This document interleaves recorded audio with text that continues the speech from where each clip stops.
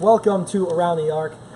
For those of you who don't know me, my name is Sam Leventhal. I'm taking Joe's plates this week, and these guys, no stranger to you, Ryan, Connor, and Greg. Guys, a nice week 5. Ryan, start it off. Who is your winner of week 5? You know, we had a lot of good teams, a lot of good matchups coming into today. I'm going to go with Goon Squad. They were, again, only 4 deep today, no bench, but the threes were falling for them. It was definitely a redemption game for them against redemption because they were missing everything last week in a tough loss, but everything was falling today. That was a big win for them, and we'll see if they can gain even more momentum as they actually maybe get some players to help them out. Connor? Yeah, I'm going to go with the Bad Boys for the winners this week because they're a team that lost last week and it was a really tough loss, so I think they came out tonight and they needed this win. And guys like Trey and Jalen and Destin all stepped up, gave huge performances for them. And they're one of those teams that they've made some changes before the deadline last week, and their roster looking really dangerous. So I expect them to be a dangerous team, and they continue this week to get some wins on the board for them. I'd have to agree with Connor. Bad Boys, like I said, they're a team that I'm very interested in. I think they have, just like Team Moose, they have a weird chance that if they catch the right team in the playoffs, they can definitely upset them. Mm-hmm. Okay, and I liked all of your picks. You guys, I think you could also go with the Monstars for showing some resilience. Mm-hmm. However, I would personally go with No Limit simply because it's not of how they played, it's because of how the Brotherhood played and how they can look to overtake that number 1 spot in our power rankings. Mm-hmm. But I can talk about that on the pod all week. So, Greg, we'll stick back with you. Who is your loser of week 5? My loser is Stranger Danger. They're a very talented team. I mean, on paper, they're probably top 10 in the league, no doubt. But it gets to a point where, you kind of feel bad for them, where they just shoot themselves in the foot each week, where they have the talent, they have the game. They could have beaten No Limit, but they just keep shooting themselves in the foot, yelling at each other on the bench. They don't seem organized. If they just had a little more continuity as a team, they could really make noise in this league. Now, we saw last year Strange Danger make an upset in the playoffs over the Temptations. What do you think about Strange Danger's playoff run this year? Now thinking this, are they the team to get upset? That's a very good question. I think the tables could be turned this year. If I'd be very interested to see if Stranger Danger and Team Moose did meet up in the playoffs. The problem with Stranger Danger is they get to face a team like Team Moose or STP, a team that's hard-nosed defensively. They're going to get frustrated, and then do they revert back to their old self of yelling at each other, or do they move on and grow from that?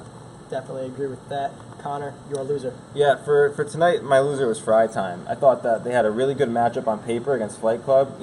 Two teams that are both ranked in the bottom 5 in the power ranking. So, it should have been competitive and it should have been a good game for them to come out, with their first win.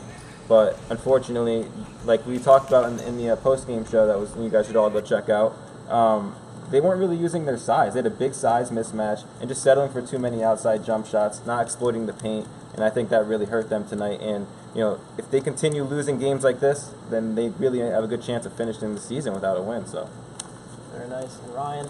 I'm going to echo Greg here and go Stranger Danger. It's so prevalent when you watch that there's just a lack of cohesiveness, but like you said, there's also a lot of talent, so you're kind of just pulling at your hair as you watch them because there is a lot of potential, and if they put as much energy into working as a team on the floor as they do to working against each other off the floor, they'd be a really good team.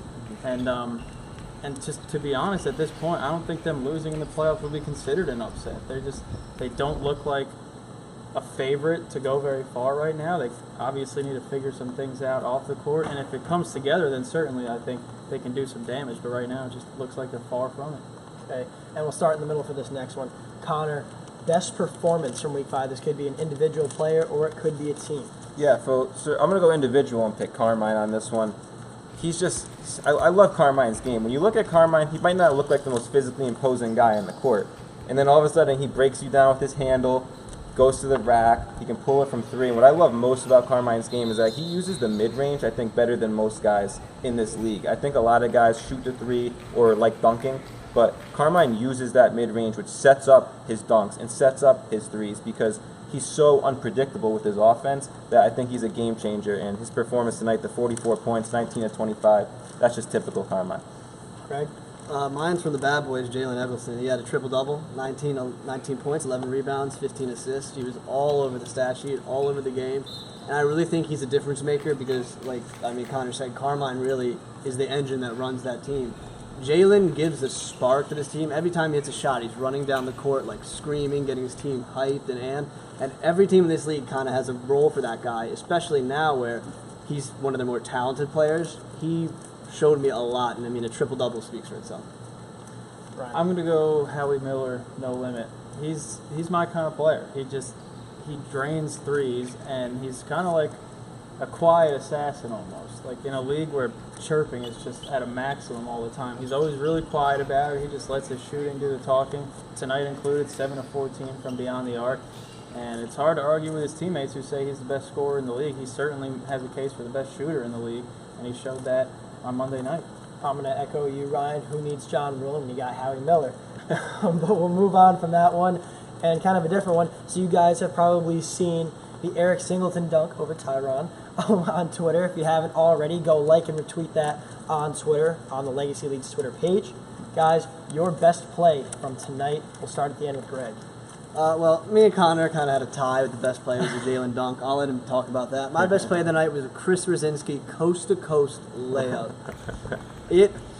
I've never seen the fans of both teams and in the crowd get so hyped to see a kid go coast-to-coast for a layup. It was awesome. It really was. Yeah, in that same game, I'll pick the play of the game he already prefaced with. It was the Jalen play, but that Rosinski play was really funny.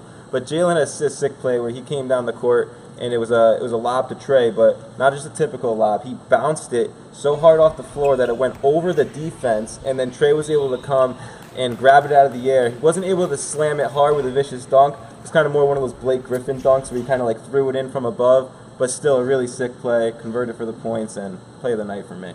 Ryan, your best play. I'm going to go with a play that you're never going to see on a top play highlight reel, but in terms of just, clutch point in the game, and I'm going to go with Brett Cody's steal to seal that win for the Monstars because it was getting away from them. The Tropics were coming back. They were making shots, making big steals on the inbounds, and it went from a 9-point game to a 1-point game in the blink of an eye, and then he comes up and makes that big steal to seal the win and kind of give them a collective sigh of relief. So it's not really something you'll see in any kind of headlines or highlight reels, but it saved them a win.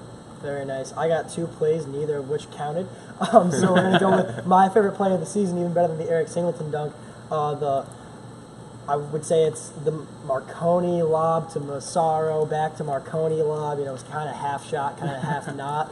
I don't know if we got that on Snap. I kind of hope we did.